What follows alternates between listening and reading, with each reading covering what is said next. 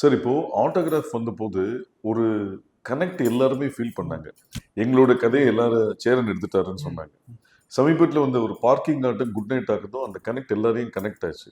So டிராகனோட ட்ரெய்லரை பார்த்துட்டு ரெண்டு விதமான விஷயங்கள் இருந்தது. நிறைய ஸ்டூடெண்ட்ஸ் சொன்னாங்க என்னன்னா, எங்க கதையை அவர் எடுத்துட்டாரு அப்படின்ற ஒரு விஷயம் சொன்னாங்க. இன்னும் சில பேர் வந்து எங்க காலேஜ்ல நடந்த விஷயம் அப்படின்ற மாதிரியான ஒரு விஷயம் இருந்தது. இந்த கனெக்ட் வந்து எப்படி நடந்தது? சார் அது ஒன்றும் இல்லை சார். இப்போ நான் ஓமே கடவுளை பண்ணும்போது நிறைய பேர் வந்து அதை வந்து என் வாழ்க்கையை நீங்கள் அப்படியே படமாக எடுத்திருக்கீங்க அப்படின்னு சொன்னாங்க.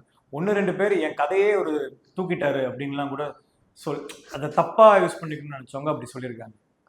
எக்கச்சக்க பேர் என் வாழ்க்கையில் நடந்த இப்போ அப்படியே இது பண்ணியிருக்கீங்க பிரதர் அப்படின்னு சொல்லிட்டு என் கையை பிடிச்சி அழுதவங்களும் இருக்காங்க, என்னை கட்டி பிடிச்சிட்டு பாராட்டினவங்க நிறைய பேர் இருக்காங்க. அது ஒன்றும் இல்லை, நம்ம எல்லாம் மனிதர்கள், நம்ம எல்லாரும் ஒரே எமோஷன்ஸ் தான் கோ த்ரூ பண்றோம்.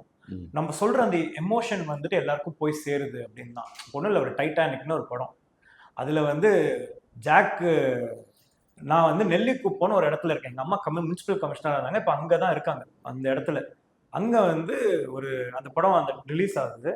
அங்க வந்து ஜாக்கு சாகுற போது ரோஸ் அந்த அப்படியே அப்படியே விரைஞ்சு செத்துரும், அப்படியே அழும்போது அங்க இருக்கிற அப்ப அந்த டிவி இது மட்டும் தான் இருக்கும். அங்க ஒரு கிழவி வந்து பயங்கரமா அழுகுது. அந்த கிழவிக்கு ஜாக்க தெரியுமா, ரோஸு தெரியுமா, இல்ல அதை எடுத்த ஜேம்ஸ் கேமரோன் தெரியுமா, இல்ல அந்த கப்பல் அவ்வளவு பெருசு அப்படின்ற இதெல்லாம் தெரியுமா? இமோஷன் தான். அந்த இமோஷன் வந்து அவங்களுக்கு போய் சேரும் போது அவங்க வந்து அவங்க வாழ்க்கையோட கனெக்ட் பண்ணிக்கிறாங்க.